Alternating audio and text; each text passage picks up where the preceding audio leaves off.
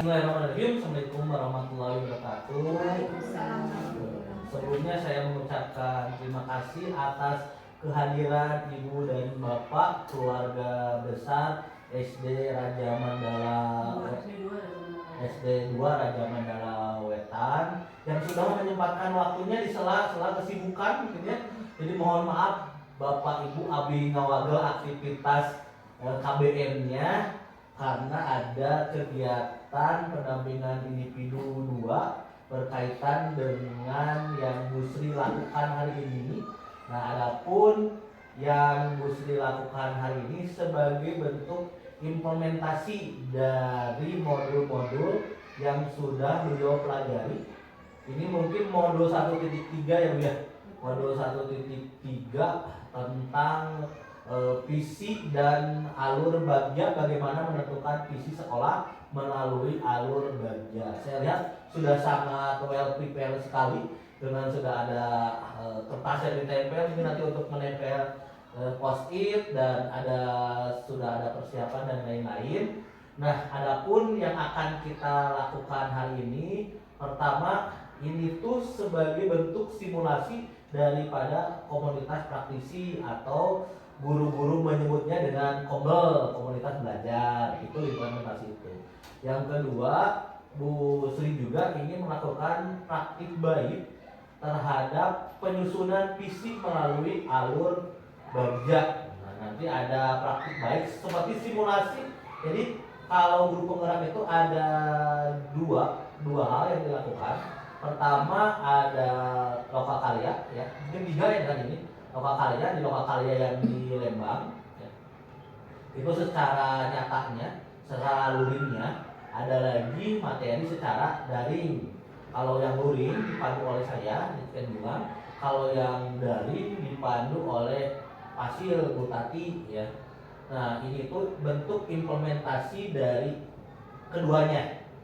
Yang luringnya tentang komunitas praktisi, yang daringnya penyusunan visi melalui bagja. Jadi ada 2 hal yang kita bahas.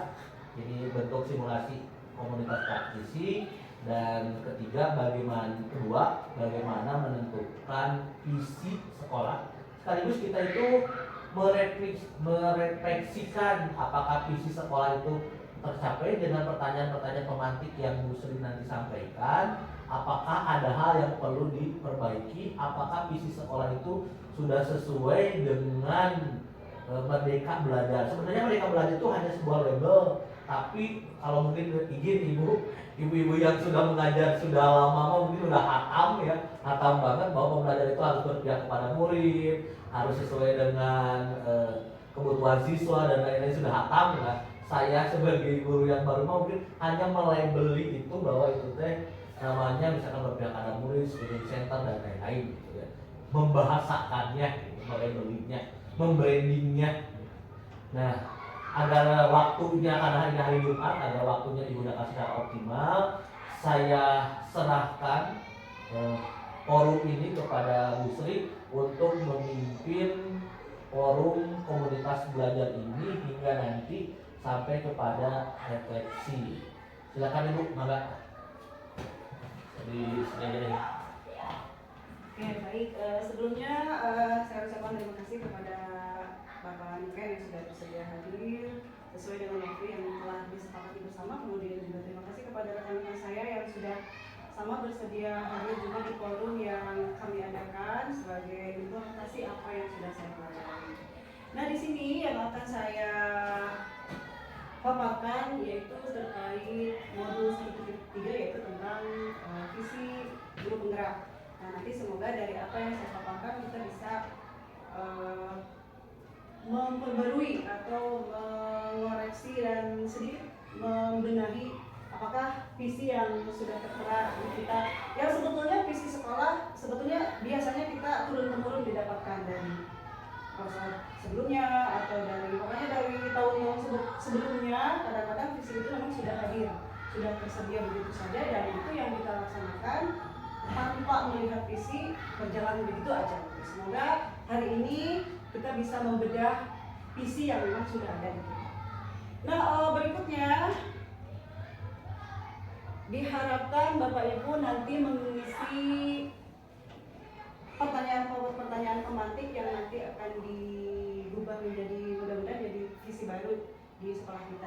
Nanti akan saya berikan ini sticky note. Kita langsung ke pertanyaan pertama aja. Saya memimpikan murid-murid yang seperti apa? Jawabannya boleh lebih dari satu.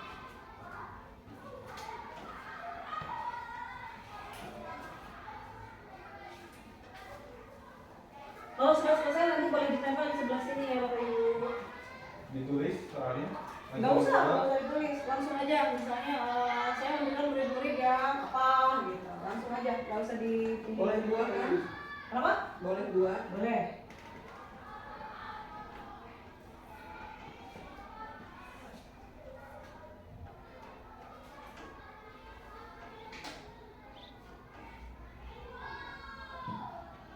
Tempel. Tempel boleh. Saya berikan juga. Sebelah mana? Sebelah sini dulu. Nih, ya.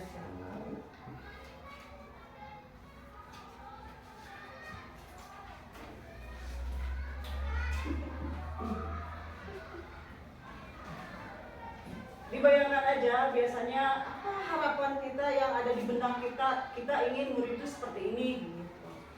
Kalau mikirnya keras, berpikir tingkat tinggi susah, udah aja yang kita bayangkan. Saya pengen anak ini jadi begini nih, misalnya kayak gitu.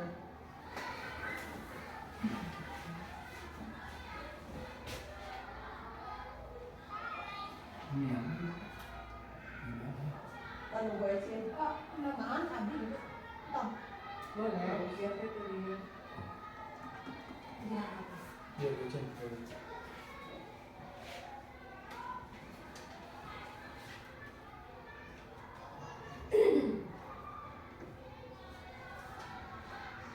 Apa dia?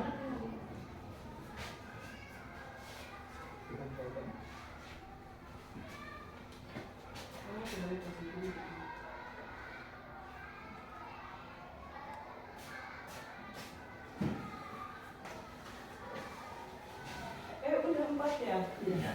Kita bahas satu-satu apa boleh langsung nih? Langsung aja Bu, kasih sesuai dengan jumlah itu. Oh ya udahlah, nanti kita langsung dulu ke 1, 2, 3, 5 pertanyaan ya. 6 pertanyaan biar nanti langsung dibahas sekaligus. 5 lagi berarti.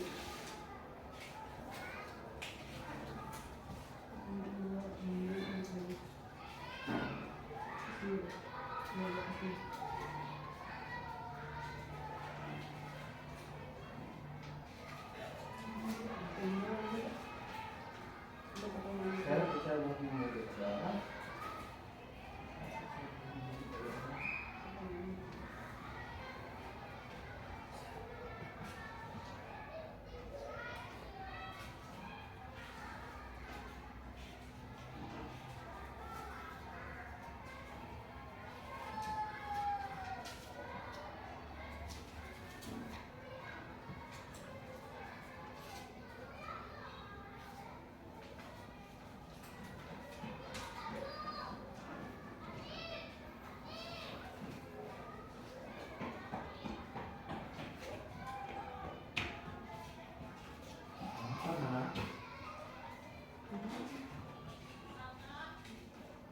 Satu boleh?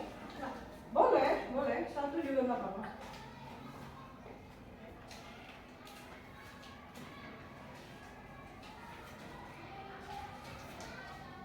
Satu juga gak jadi masalah. Nah ini salah satu ruwetnya. Sementara kan kita PC itu memang sudah ada. Nggak tahu nih tahapan bikin PC itu seperti apa. Seperti apa. Dikasih pertanyaan segini aja kita udah ribet kan, udah pusing. Apalagi buat PC-nya. Tapi melalui alur baja, tahapan baja yang turunan dari inquiry apresiatif, sepertinya kita semua akan bisa. 5 pertanyaan ya, 6 pertanyaan biar nanti langsung dibahas sekaligus. 5 lagi berarti.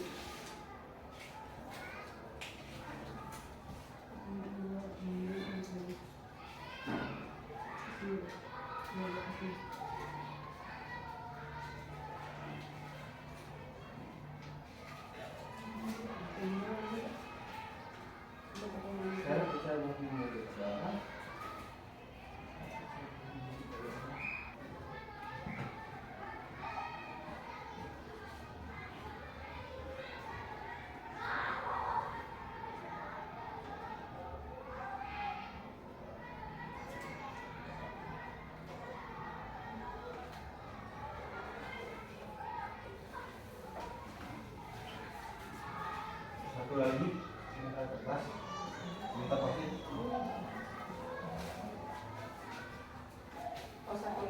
Ya.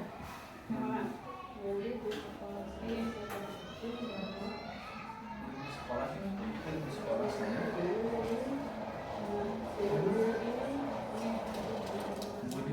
Murid di sekolah saya sadar betul bahwa murid di sekolah saya.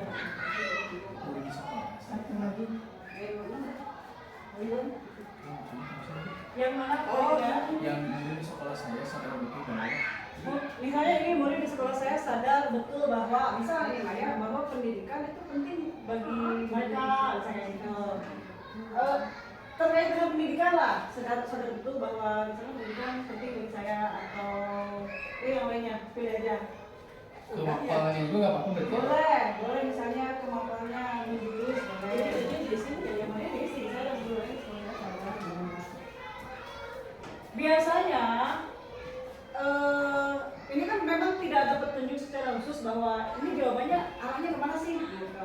Ini keseluruhan ini menurut saya arahannya semua fokusnya ke peserta didik, orientasinya ke peserta didik. Kenapa?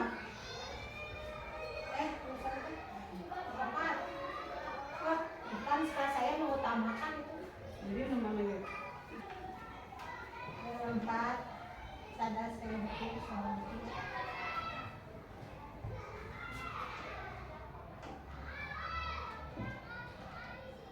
saya dan guru lain di sekolah. Saya dan guru lain di sekolah saya yakin untuk ya tetap orientasinya ke anak-anak. Saya untuk apa sih melakukan hal-hal yang manfaatnya atau tujuannya orientasinya itu ke anak-anak.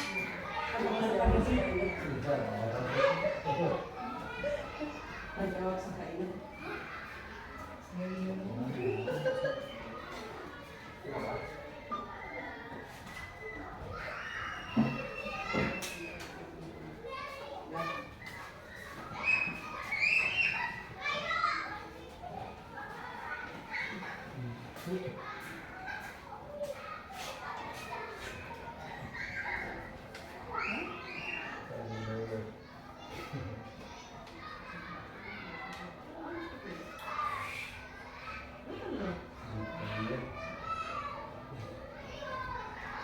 Ini pertanyaan nggak disetting ya, ngaco. Enggak, emang kita menanyakan menjawabkan.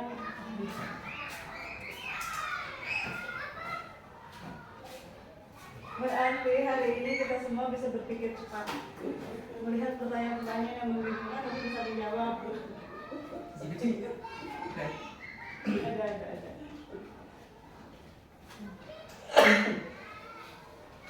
Baik, kalau kita bacakan satu-satu, yang nanti keseluruhan dari apa yang sudah Bapak Ibu jelaskan di sini akan menjadi refleksi apakah visi yang ada di sekolah kita sudah sesuai dengan apa yang kita inginkan.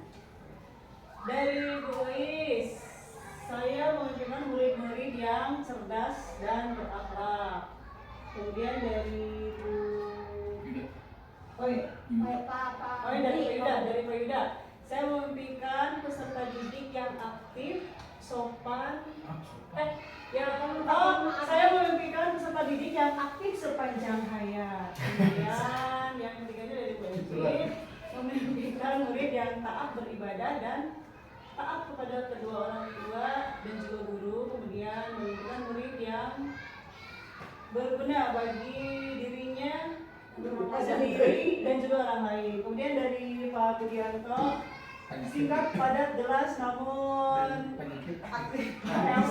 Bagus banget, itu kritis. Dan nanti kritis ini di bagian mana kritisnya gitu. Nah ini membingungkan nih. Nah ini yang perlu pembahasan jauh banget karena kritis itu kadang-kadang kita tidak tahu kritisnya dalam hal apa. Ini banyak nih. Buat bahan buat Gusti menjelaskan. Nah ini bahasanya bagian kita Pak gitu ya.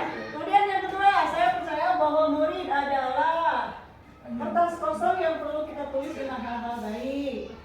Tetap. Kemudian yang kedua dari Pak Yuda, murid adalah individu yang unik dengan potensi, minat dan kemampuan yang berbeda-beda. Bukan hanya informasi tetapi aktif dan mampu membangun pemahaman melalui pengalaman dan interaksi. Ini filosofi yang dewasa sekali ya. Kemudian dari Bu Ecin, murid adalah semangat saya untuk mengajar dan mendidik muridnya dengan harapan semoga dia menjadi anak yang pintar. Wah, ini guru juga nih, omong yang sangat baik ini. Kemudian Pak Budi lagi aset bangsa, lagi-lagi ini luas sekali ini kalau dijabarkannya. Kemudian kemudian Bapak Ibu, ini tentu adalah harapan-harapan kita yang kita inginkan dari siswa. Ya, ini sebetulnya udah masuk visi, karena visi itu kan apa yang kita harapkan, apa yang kita inginkan, apa yang kita ciptakan dari murid. Tapi visi pun tentunya harus dibuat semenarik mungkin. Kemudian ada aturan-aturan yang memang harus digunakan supaya visi itu tercapai. Nah, tercapainya yaitu melalui tahapan bagja. Ini inquiry apresiatif. Apa sih inquiry apresiatif? Inquiry apresiatif itu adalah bukan kayak pengambilan data untuk visi, namun yang diambilnya itu dari hal-hal yang bersifat positif. Biasanya kan kita kalau mengidentifikasi sesuatu itu mengambil dari hal-hal negatifnya. Misalnya apa sih yang nggak bisa Anda kerjakan, atau apa sih hal-hal yang buruk dikerjakan siswa. Yang dengan pemikiran negatif itu tentunya pemikiran kita pun akan negatif gitu. Tapi inquiry apresiatif ini diubah, yang biasanya kita mengobservasi atau mengidentifikasi sesuatu itu melalui hal-hal yang negatif. Dari inquiry apresiatif itu kita gali segala sesuatunya melalui hal-hal yang positif. Misalnya tahapan bagja ini sendiri, tahapannya ada 5. Ini dari bagjanya ini, B-nya yaitu untuk buat pertanyaan, kemudian A-nya untuk ambil pelajaran, G-nya untuk gali mimpi bersama, J-nya untuk jabarkan rencana, kemudian E-nya untuk eksekusi. Yang keseluruhannya ini tentunya kita balik lagi bahwa hal-hal yang diambil itu adalah hal-hal yang positif yang sudah kita lihat di peserta didik. Misalnya kalau misalnya kita lihat di visi kita, misalnya mewujudkan lulusan yang bermutu dalam potensi akademik dan non akademik. Biasanya yang kita gunakan adalah apa sih yang tidak mampu dikerjakan peserta didik. Kadang-kadang gitu kan, bukan kadang-kadang, dari dulu kadang-kadang kita kalau mengidentifikasi sesuatu dari hal-hal yang negatif dulu, karena kita pikir dari hal-hal yang negatif itu kemudian kita akan berubah ke hal-hal yang lebih positif. Negatif positif ya, itu pikirnya memperbaiki. Tapi di inquiry apresiatif ini melalui baca justru kita mengidentifikasi sesuatu itu dari hal-hal yang positif. Misalnya yang bermutu dalam prestasi akademik dan non akademik. Apa yang ingin kita tujunya misalnya lulus kelas semat, misalnya kita yang biasa kita lakukan sekarang ini kan kita selalu menang dalam cerdas cermat nih. Nah, kita unggulkan gitu, apa yang ingin kita perbaiki dalam cerdas cermat yang memang sudah kita unggul di dalamnya. Berarti besok-besoknya misalnya melakukan latihan lebih luas lagi, kemudian membentuk tim yang memang khusus untuk cerdas cermat misalnya kayak gitu. Jadi tidak mengambil dari yang negatifnya, tidak gini. Kenapa sih cerdas cermat kita nggak bisa menjawab pertanyaannya ini? Nah, itu kan negatif tuh. Nah, kita ambilnya dari bagaimana kita meningkatkan lebih jauh lagi murid-murid kita dalam hal cerdas cermat misalnya kayak gitu. Ini tahapan bacanya. Baca ini tadi sudah ya, B-nya untuk buat pertanyaan, A-nya untuk ambil pelajaran, G-nya untuk gali mimpi, J-nya jabarkan, dan A-nya atur eksekusi. Biasanya untuk buat pertanyaan utama ini, arah pertanyaannya itu adalah arah tindakan kita, apa sih yang mau kita tuju. Kalau ambil pelajaran, biasanya kita mengambil sesuatu pengalaman yang sudah didapatkan oleh rekan lain, misalkan sejawat atau kepala sekolah atau rekan-rekan kita di luar sekolah misalnya. Ini untuk ambil pelajaran, mengambil pelajaran dari pengalaman lah, mengambil pengalaman dari orang lain. Kemudian kalau tentang gali mimpi, ya tentunya apa yang akan kita inginkan atau apa yang ingin kita perbaiki dari apa yang sudah kita ada, digali lagi mimpi seterusnya ini seperti apa lagi. Nah, nanti pertanyaannya ada di sini. Kalau jabarkan rencana tentunya setelah mendapatkan hal-hal yang dari pertanyaan-pertanyaan di atas, tentu kita jabarkan rencana depannya kita akan seperti apa, atau eksekusi tentu ini tentang kapan waktunya kita akan melaksanakannya. Kemudian contohnya sudah, ini contoh yang saya buat. Misalnya kemarin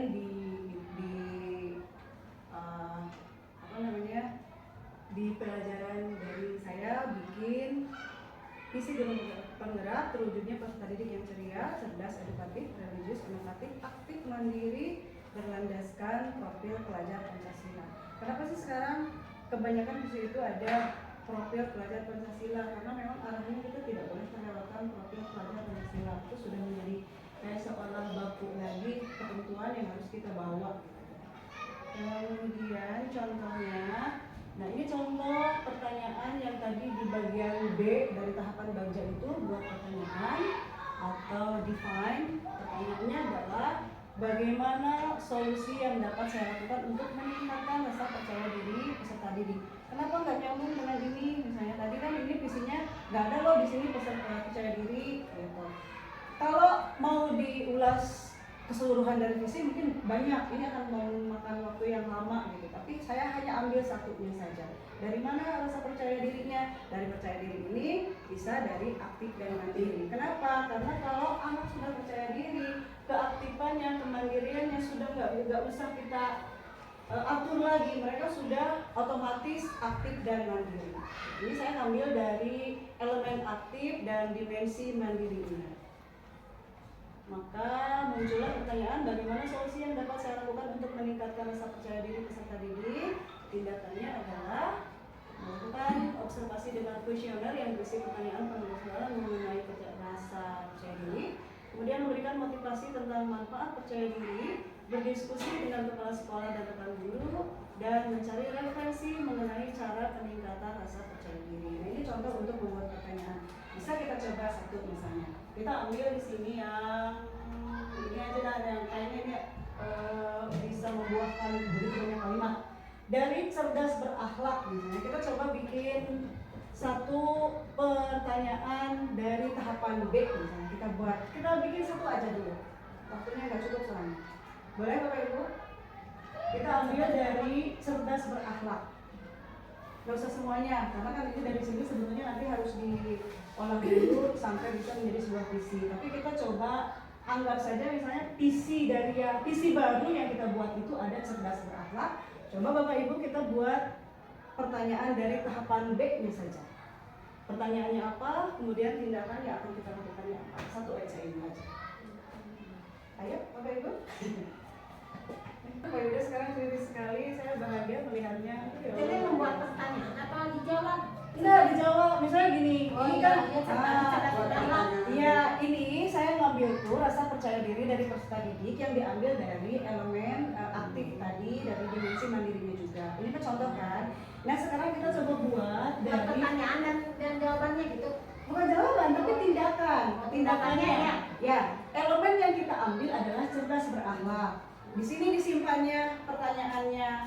Nah, pertanyaan Dalam contoh pembelajarannya itu contohnya. yang mana tindakannya? Hah? Boleh, Ini misalnya sih. boleh dalam bentuk pembelajaran atau dalam bentuk tindakan untuk mengobservasi dulu misalnya. Kalau ini kan nih kayak gini, melakukan observasi dengan kuesioner. Ini kan observasi dulu, jadi tindakan gurunya dulu. Nah, tapi di memberikan motivasi tentang percaya diri, ini sudah masuk ke dalam pembelajaran. Jadi tindakan di sini boleh Bapak Ibu memaparkannya melalui tindakan pembelajaran misalnya, atau boleh hanya sekedar data dulu, pengambilan data dulu, observasi dulu.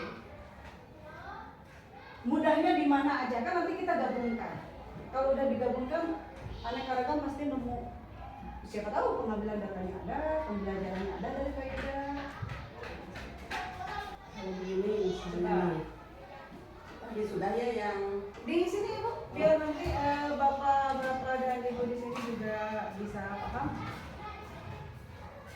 ini misalnya tadi yang buat pertanyaan utamanya, bagaimana cara yang tepat untuk meningkatkan peserta didik agar lebih cerdas dan berakhlak. Ya. Terus di dalam tindakannya, misalnya ini saya buat dua dulu. Yang satu, melakukan penambahan jam belajar dalam salah satu mata pelajaran yang mungkin tidak diminati oleh peserta didik. Nomor duanya, memberikan motivasi atau memberikan contoh nyata tentang akhlak yang baik itu harus seperti apa. Ini udah bagus, ini mantap ini Bu. Iya. Saya Ini aku ya kan? Baik. Boleh. Baik, Pak. Kalau semua juga boleh. Pak Yosan menurunkan dari ini ya, bagaimana kita meningkatkan rasa percaya diri agar peserta didik cerdas dan berakhlak gitu ya. Ya, Nah, ini di sini pertanyaannya ya. ya kan ini menjurus ke cerdas dan berakhlaknya ya. ya. Dan tindakannya dalam pembelajaran memberikan pembelajaran yang berdiferensiasi agar peserta didik dapat memilih dan menentukan berdasarkan minat dan potensinya dengan menambah atau menyisipkan pendidikan akhlak dalam setiap kegiatannya. Betul. Nah ini udah nyambung. Saya tadi pertanyaannya adalah bagaimana kita meningkatkan rasa percaya diri agar peserta didik cerdas dan berakhlak. Tindakannya adalah memberikan pembelajaran berdiferensiasi agar peserta didik dapat memilih dan menentukan berdasarkan minat dan potensinya dengan menyisipkan pendidikan Akhlak dalam setiap akhlak kegiatannya. ya betul ini bisa.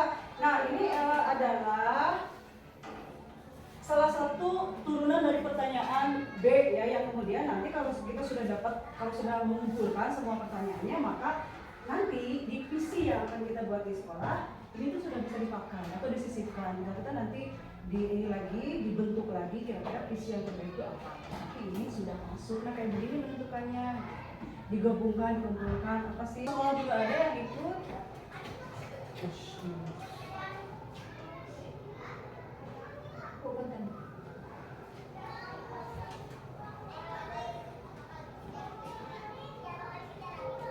Oke, dua faedah ya, dua pertanyaan dua jawaban lagi.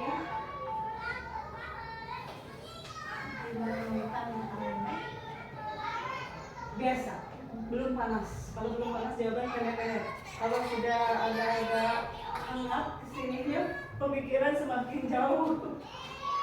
Pertanyaan berikutnya.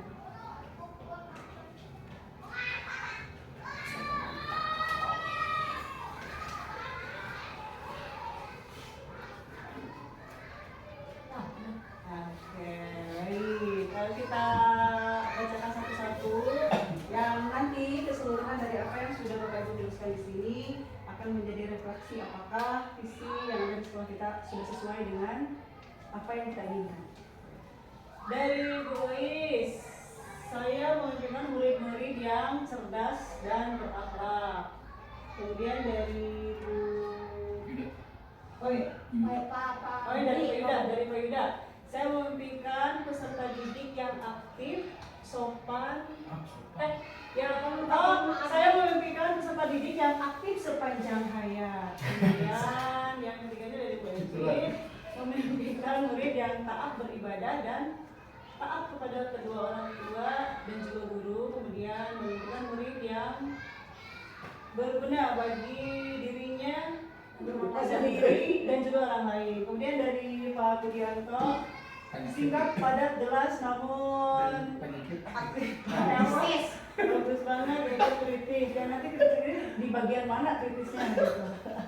Nah ini membingungkan nih. Nah ini yang perlu pembahasan jauh banget karena kritis itu kadang-kadang kita tidak tahu kritisnya dalam hal apa. Ini banyak nih. Buat bahan buat Bu Sri menjelaskan. Nah ini bahasanya bagian kita Pak gitu ya. Kemudian yang kedua, saya percaya bahwa murid adalah kertas kosong yang perlu kita tulis dengan hal-hal baik. Tetap. Kemudian yang kedua dari Pak Yuda, murid adalah individu yang unik dengan potensi, minat dan kemampuan yang berbeda-beda. Bukan hanya informasi tetapi aktif dan mampu membangun pemahaman melalui pengalaman dan interaksi. Ini filosofi yang dewasa sekali ya.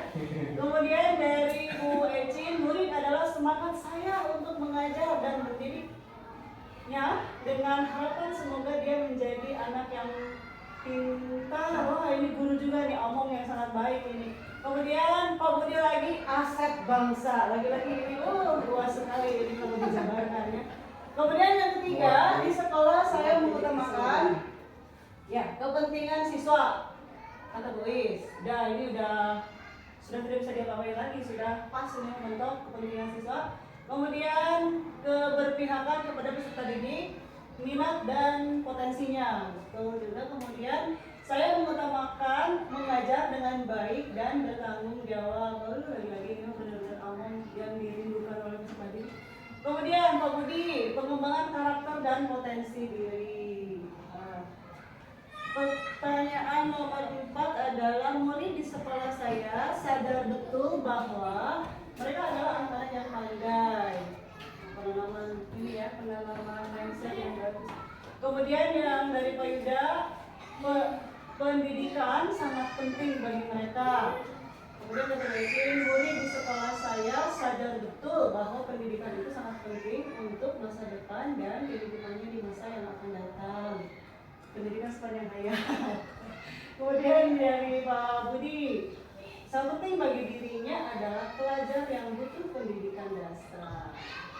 Pertanyaan yang kelima adalah saya dan guru lain di sekolah saya yakin untuk mengembangkan kemampuan dan bakat peserta didik dengan karakter yang berbeda-beda. Ini hari lagi. Kemudian dari Pak Yuda berkolaborasi dalam mempersiapkan modul ajar untuk mencapai tujuan pendidikan pembelajaran. Ini nilai peran dapat nih komunikasi praktisnya di komunitas praktisnya juga dapat. Kemudian yang berikutnya, saya dan guru lain di sekolah saya yakin untuk mendidik dengan baik dan untuk mengarahkan anak supaya mempunyai masa depan yang baik. Ini ngomong terus, hebat guys. Kemudian dari Pak Budi, bahwa untuk mewujudkan merdeka belajar, guru harus aktif, kreatif, inovatif, betul lagi. Kemudian yang terakhir adalah saya dan guru lain di sekolah saya paham bahwa perlakuan kepada peserta didik harus adil dan merata. Kemudian sangat penting adanya kolaborasi rekan sejawat untuk mencapai tujuan pendidikan. Kemudian dari Bu Eci, saya dan guru lain paham bahwa pendidikan itu sangat penting dan mendidik anak itu adalah tanggung jawab kita sebagai seorang guru. Kemudian dari Pak Budi, bahwa tidak mudah menjadi guru di zaman yang teknologinya berkembang secara pesat. Nah, ini dibutuhkan inovatif ya, ada di nilai guru tadi.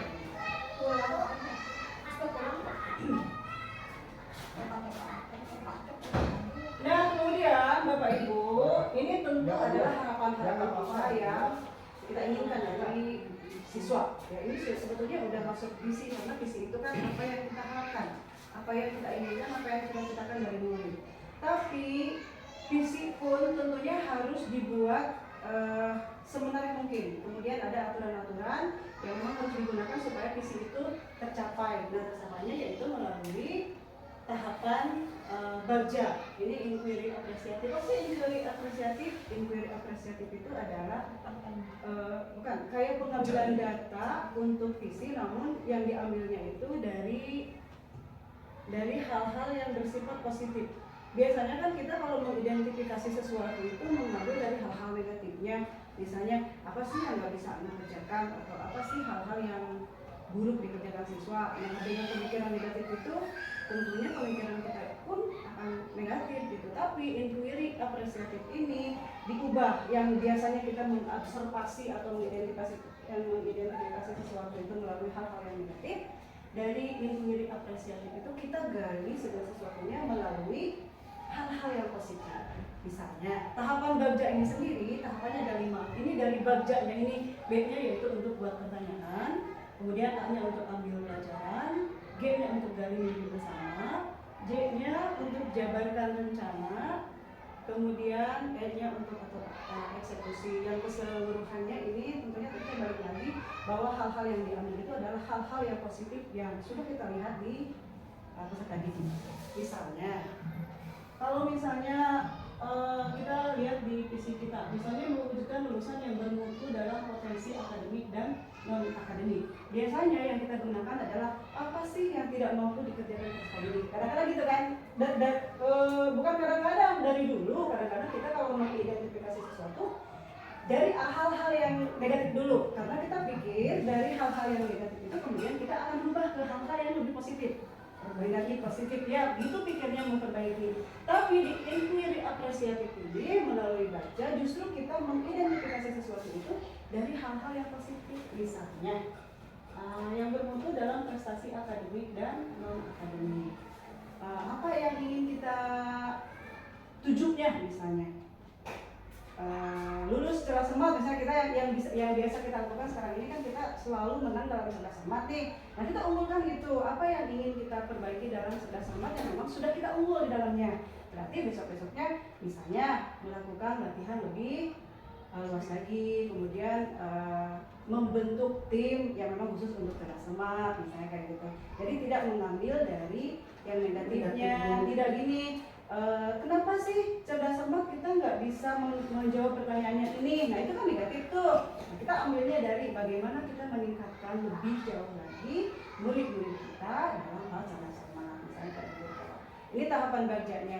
Bajanya tadi sudah ya, B-nya untuk buat pertanyaan, A-nya untuk ambil pelajaran, G-nya untuk gali mimpi, J-nya jabarkan, dan A-nya atur eksekusi. Biasanya untuk buat pertanyaan utama ini, arah pertanyaannya itu adalah arah tindakan kita, apa sih yang mau kita tuju. Kalau ambil pelajaran, biasanya kita mengambil sesuatu pengalaman yang sudah didapatkan oleh rekan lain, misalkan sejawat atau kepala sekolah atau rekan-rekan kita di luar sekolah misalnya. Ini untuk pelajaran, mengambil pelajaran dari pengalaman lah, mengambil pengalaman dari orang lain. Kemudian kalau tentang gali mimpi, ya tentunya apa yang akan kita inginkan atau apa yang ingin kita perbaiki dari apa yang sudah kita ada, digali lagi mimpi seterusnya ini seperti apa lagi. Nah nanti pertanyaannya ada di sini. Kalau jabarkan rencana tentunya setelah mendapatkan hal-hal yang dari pertanyaan-pertanyaan di atas, tentu kita jabarkan rencana depannya kita akan seperti apa, atau eksekusi tentu ini tentang kapan waktunya kita akan melaksanakannya. Kemudian contohnya sudah, ini contoh yang saya buat, misalnya kemarin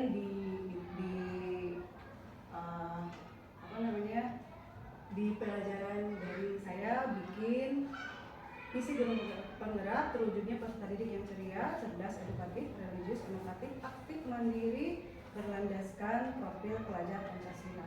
Kenapa sih sekarang kebanyakan visi itu ada profil pelajar Pancasila? Karena memang arahnya kita tidak boleh melewatkan profil pelajar Pancasila. Itu sudah menjadi kayak seolah baku lagi ketentuan yang harus kita bawa. Kemudian contohnya, nah ini contoh pertanyaan yang tadi di bagian B dari tahapan bagja itu buat pertanyaan atau define. Pertanyaannya adalah bagaimana solusi yang dapat saya lakukan untuk meningkatkan rasa percaya diri peserta didik. Kenapa nggak nyambung dengan ini? Misalnya tadi kan ini visinya nggak ada loh di sini peserta percaya diri. Gitu. Kalau mau diulas keseluruhan dari visi mungkin banyak, ini akan memakan waktu yang lama gitu. Tapi saya hanya ambil satunya saja. Dari mana rasa percaya dirinya? Dari percaya diri ini bisa dari aktif dan mandiri. Kenapa? Karena kalau anak sudah percaya diri, keaktifannya, kemandiriannya sudah nggak usah kita atur lagi. Mereka sudah otomatis aktif dan mandiri. Ini saya ambil dari elemen aktif dan dimensi mandirinya. Maka muncullah pertanyaan bagaimana solusi yang dapat saya lakukan untuk meningkatkan rasa percaya diri peserta didik. Tindakannya adalah melakukan observasi dengan kuesioner yang berisi pertanyaan penulisan mengenai rasa percaya diri, kemudian memberikan motivasi tentang manfaat percaya diri, berdiskusi dengan kepala sekolah dan rekan guru, dan mencari referensi mengenai cara peningkatan rasa percaya diri. Nah ini contoh untuk membuat pertanyaan. Bisa kita coba satu misalnya. Kita ambil di sini yang ini aja dah, yang kayaknya ini bisa membuahkan begitu banyak kalimat. Dari cerdas berakhlak misalnya, kita coba bikin satu pertanyaan dari tahapan B misalnya. Kita bikin satu aja dulu. Waktunya nggak cukup soalnya.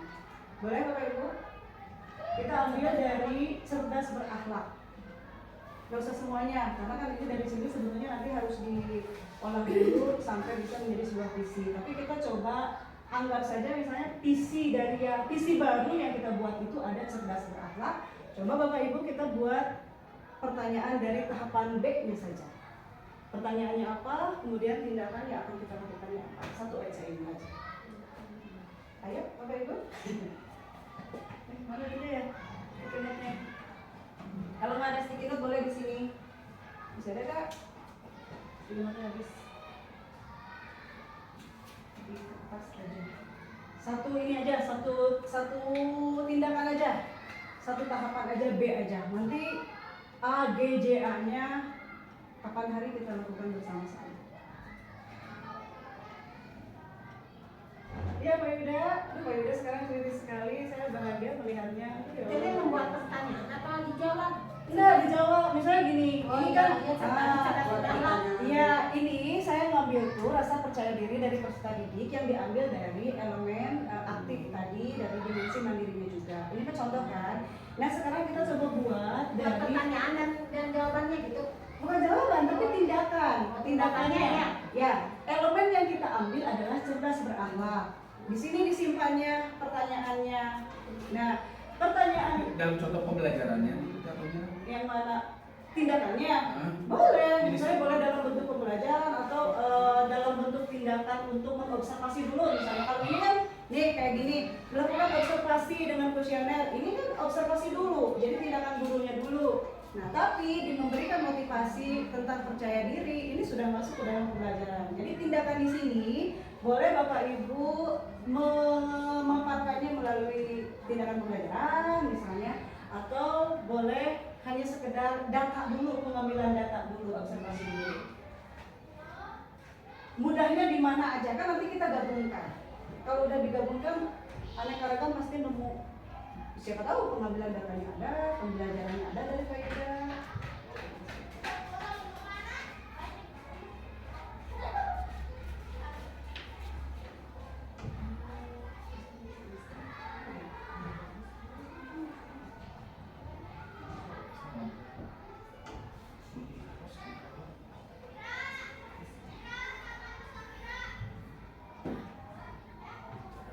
Cerdas dan berakhlak. Kita ambil dari satu elemen saja, cerdas dan berakhlak. Belum visi ini ya, karena kalau visi kan butuh tahapan lebih luas lagi. Kita ambil contoh aja penerapan belajarnya itu di bagian B-nya itu apa yang bisa kita lakukan? Yang mana? Yang ini? Iya, ini bentuk pertanyaan. Pertanyaan ini sasaran pertanyaannya adalah cerdas berakhlak. Jadi bagaimana kita itu harus percaya cerdas itu? Iya. Oh, begini, bagaimana cara yang tepat untuk meningkatkan peserta didik agar menjadi siswa yang cerdas dan berakhlak? Bisa. Nah, itu tuh bentuk pertanyaannya dari B ini. Nah, nanti itu tuh kan harus dijawab. Gak mungkin kita punya misi bagaimana Tindakannya. Nah, tindakan kita tuh apa?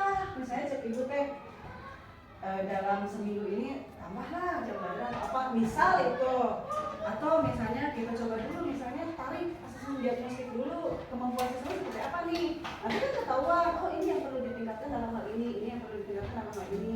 Misal itu contohnya, itu bisa pertanyaannya ke situ, bisa pertanyaannya. Dari situ turunkan tindakan yang akan kita lakukan adalah apa.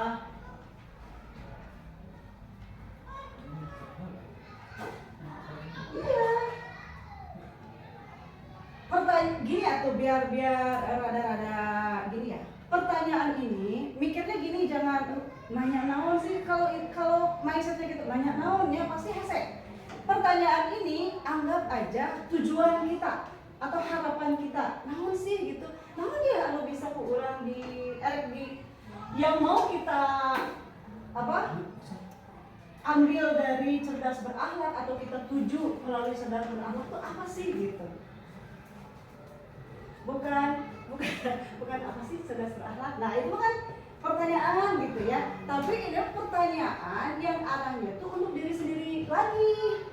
Pertanyaan tapi sekaligus apa yang bisa kita lakukan gitu. Terus saya juga ini sama Bu Kati sama Bu Nina. Udah paham Bu Budi? Nah, kayak gini. Tadi dari elemen aktif sama elemen mandiri, saya ambil percaya didik, peserta didik, percaya didik. Nah ini tujuan yang ingin saya capai. Tujuan yang ingin saya capai dari aktif dan mandiri itu adalah rasa percaya diri. Maka dibuatlah bentuk pertanyaannya seolah-olah ini ada yang tanya ke saya, padahal ini tujuan saya.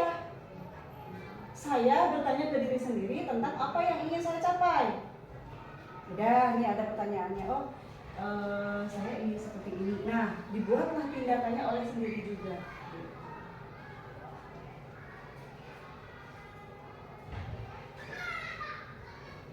Masih ngeblank? Lagi, ya analogi lagi. Misalnya, saya punya tujuan hidup nih.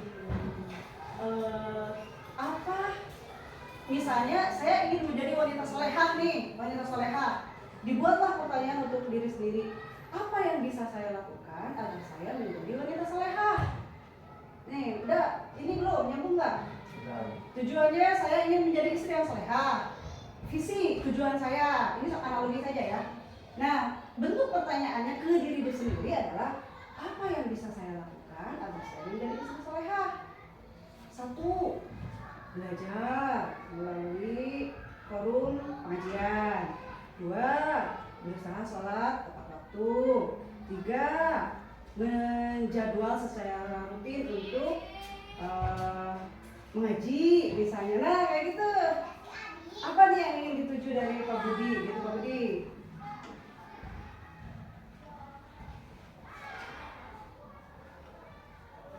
Kalau begini misalnya, tadi sudah ya yang Di sini Ibu, biar nanti bapak-bapak dan ibu di sini juga bisa paham. ini misalnya tadi yang buat pertanyaan utamanya, bagaimana cara yang tepat untuk meningkatkan peserta didik agar lebih cerdas dan berakhlak. Ya. Terus di dalam tindakannya, misalnya ini saya buat 2 dulu. Yang satu, melakukan penambahan jam belajar dalam salah satu mata pelajaran yang mungkin tidak diminati oleh peserta didik. Nomor 2-nya, memberikan motivasi atau memberikan contoh nyata tentang akhlak yang baik itu harus seperti apa. Ini udah bagus ini mantap ini Ibu Iya. saya Ini aku ya, Pak? Baik. Boleh. Baiklah. Kalau semua juga boleh. Pak Yosan menurunkan dari ini ya, bagaimana kita meningkatkan rasa percaya diri agar peserta didik cerdas dan berakhlak, gitu ya. Nah, di sini ya, ini menjurus ke cerdas dan berakhlaknya ya. Dan tindakannya dalam pembelajaran memberikan pembelajaran yang berdiferensiasi agar peserta didik dapat memilih dan menentukan berdasarkan minat dan potensinya dengan menambah atau menyisipkan pendidikan akhlak dalam setiap kegiatannya. Betul. Nah ini udah nyambung nih. Nah misalnya tadi pertanyaannya adalah bagaimana kita meningkatkan rasa percaya diri agar peserta didik cerdas dan berakhlak. Tindakannya adalah memberikan pembelajaran berdiferensiasi agar peserta didik dapat memilih dan menentukan berdasarkan minat dan potensinya dengan menyisipkan pendidikan akhlak dalam setiap akhlak. kegiatannya. Ya betul, ini bisa. Nah ini adalah salah satu turunan dari pertanyaan B ya, yang kemudian nanti kalau kita sudah mengumpulkan semua pertanyaannya, maka nanti di PC yang akan kita buat di sekolah ini tuh sudah bisa dipakai atau disisipkan. Nah, kita nanti dibentuk lagi kira-kira PC yang terbaik itu apa. Tapi ini sudah masuk. Nah kayak begini menentukannya, digabungkan, dikumpulkan, apa sih kita ambil yang terbaik misalnya apa. Karena kan pendapat orang itu akan beragam, tetapi kalau tujuannya sudah sama, meskipun beragam, tetap fokusnya akan ke situ. Pak Budi paham? Paham. Oke, lanjut ya. Ini hanya contoh dari sini aja, bahwa dalam menyusun visi itu ada yang namanya inquiry apresiatif, yaitu mengambil data sesuai dengan apa yang kita dapatkan dari sekolah ataupun dari murid, tetapi terkait hal-hal yang positifnya aja. Jadi kita tinggalkan hal-hal yang negatif yang biasanya kita lakukan. Tadi itu sudah ya, kita sudah coba praktek. Kemudian di bagian keduanya adalah ambil pelajaran. Sama sebetulnya, cuma ada strategi tertentu dalam ambil pelajaran itu, pertanyaannya harus seperti apa, kemudian tindakannya harus seperti apa. Karena itu nanti kita bongkar lagi di komunitas praktisi kita dengan waktu yang lebih lama, karena untuk sekarang waktunya panjang ya. Ini untuk ambil pertanyaannya, kemudian jadi cepet ya. Ini untuk jabatan perencanaannya, kemudian yang terakhir sudah selesai, gitu ya. Sekali lagi, jadi kita untuk membentuk visi itu yang biasanya kita menggunakan visi yang memang sudah ada secara turun-temurun.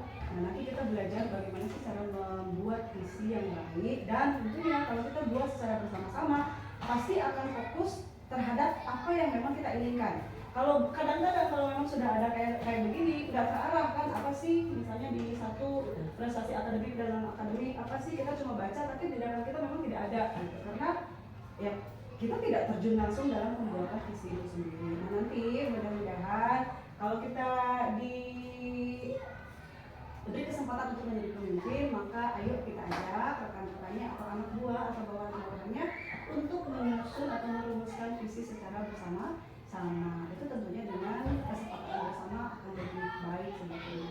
Kerjasama, jadi kita bisa mengerjakannya pun dengan sama-sama dan silakan Pak Aten masuk.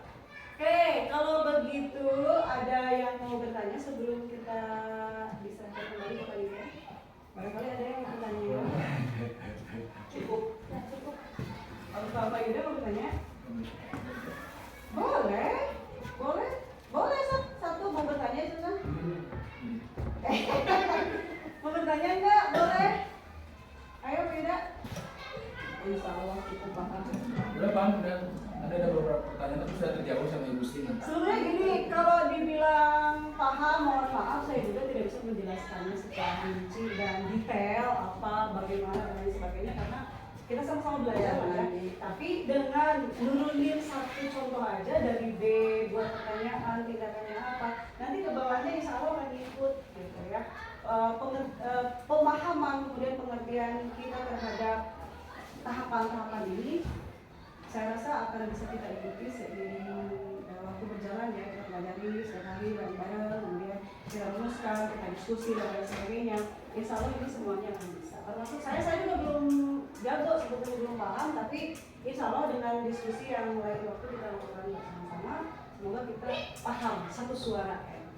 Begitu ya Bapak Ibu ya. Ini yakin tidak akan banyak. Kalau tidak saya akan serahkan kembali ke Niken. Silakan Niken. Nah sekarang dari tadi kita mencoba menurunkan dari tahapan B-nya bagjanya cerdas berakhlak. Sekarang kita coba melihat ke visi kita. Apakah visi kita sudah selaras dengan Cita-cita murid. apakah visi kita sudah selaras dengan cita-cita murid?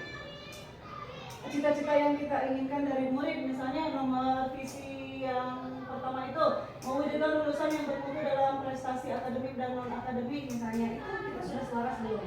Boleh barangkali atau begini, misalnya begini, ini kan kita ada 8 nih, kira-kira Yang sudah mana selaras. yang sudah selaras, sudah mendapatkan hasil dari siswa kita? Barangkali boleh ada yang mau menjelaskan.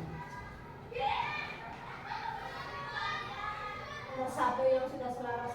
Nomor 1, mewujudkan lulusan yang bermutu dalam prestasi akademik dan non akademik. Sepertinya ini sudah selaras karena dari gugus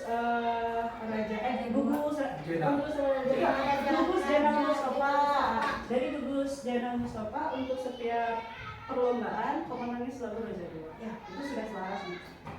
So, ayo Yuda, Lulusannya biasanya kalau udah masuk SMP bisa nulis cuma berprestasi Pak.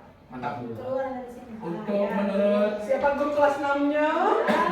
itu kelas Itu percaya diri itu maksudnya. Kemudian kerjasama timnya gitu juga kita baik ya. Jadi dari kelas 4, 5, 6 kelas 4 naik ke kelas 5 pasti kita bertanya apa sih ya murid kelas 5 itu kuatnya apa, kelebihannya apa, kekurangannya apa. Kadang-kadang per siswa kita identifikasi hanya barangkali tidak melalui data yang otentik dalam sebuah buku, tapi hal-hal diagnosis seperti itu suka kita lakukan. Jadi nomor 1 kita sepakat ya sudah selaras. Mana lagi kira-kira? Kalau menurut saya itu yang sudah selaras itu yang nomor 3 ya. Apa itu? Sebenarnya kalau dulu itu belum. Tapi kalau sekarang dengan berkembangnya zaman kan di sini mewujudkan proses pembelajaran yang kreatif dan inovatif dengan berkembangnya zaman, dengan banyaknya media yang sudah ada, dengan sarana-prasarana yang sudah disediakan, bantuan dari pemerintah sudah ada, internet sudah nyaman, kita bisa mencari inovasi-inovasi yang variatif, inovasi yang baru, pembelajaran yang baru juga, sehingga pembelajaran di kelas itu bisa nyaman, menyenangkan, dan Yang membosankan. tidak membosankan seperti itu. Ya, betul. Pak Ida, terima kasih. Ya, yang ketiga adalah mewujudkan proses pembelajaran yang variatif dan inovatif. Tadi selain dari betul internet kita sudah nyaman, kemudian bahan-bahan pembelajaran juga banyak.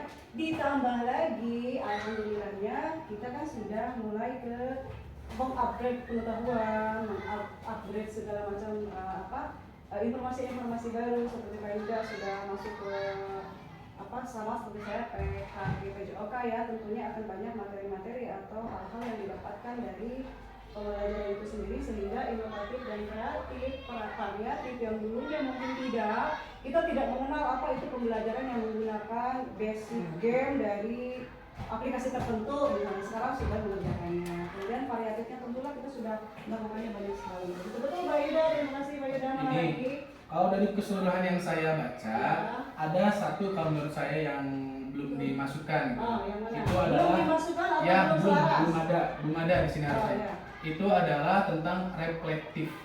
Jadi kita itu sebagai guru harus menjadi guru yang reflektif, yang harus terus bisa mengevaluasi setiap kegiatan pembelajaran kita. Modul-modul kita harus selalu direfleksikan, selalu harus ada perbaikan. Nah, di sini yang belum ada.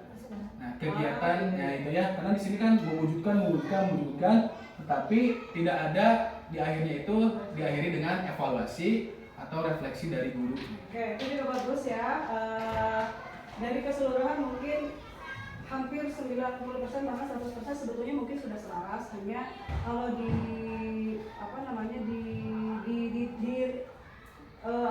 dituangkan dalam bentuk otentik mungkin tidak ada ya, tidak ada bukti tertulisnya gitu, tapi secara keseluruhan memang visi Raja Mandala ini kita sudah selaras.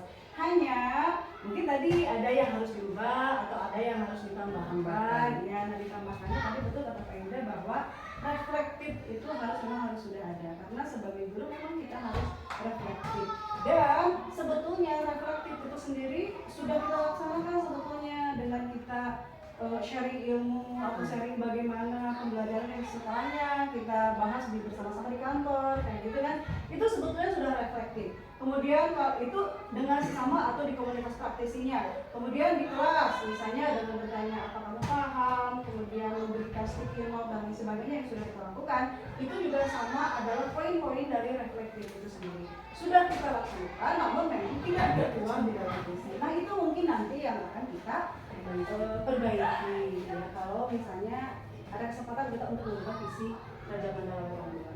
Karena kan membuat visi sekolah itu tidak bisa kita mau ayo kita ubah, nggak bisa, karena harus ada persetujuan stakeholder tertentu, harus kesepakatan bersama.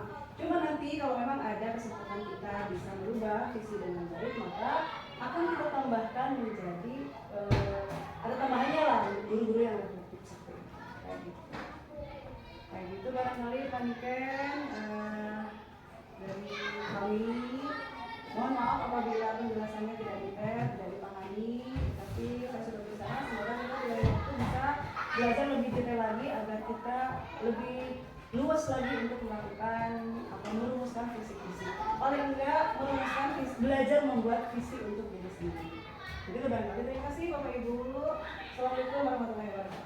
Jadi kita beri plus dulu untuk ini ya, karena mungkin tekanannya berbeda ketika kita mengajar di kelas, menjelaskan materi di kelas dengan membersamai berbagi hal yang sudah kita pelajari. Tapi tadi saya simak, kan saya menjadi observer ya, jadi ibu bapak menjadi observer, memperhatikan berjalannya komunitas praktisi. Ada dua hal yang dibahas tadi, komunitas praktisi tapi tidak secara penjelasan, tapi lebih langsung aplikatif. Nah, jadi pemerintah itu mengharapkan di setiap sekolah itu adanya KOBEL atau nama di kurikulum Merdeka 5, komunitas praktisi itu yang punya tujuan sama, ingin mendidik, ingin menciptakan generasi yang lebih baik daripada generasi kita. Nah, dinaung dalam komunitas praktisi, baik itu guru atau tenaga kependidikan gitu. Nah, tadi komunitas praktisinya sudah berjalan dengan baik, yang mudah bersuara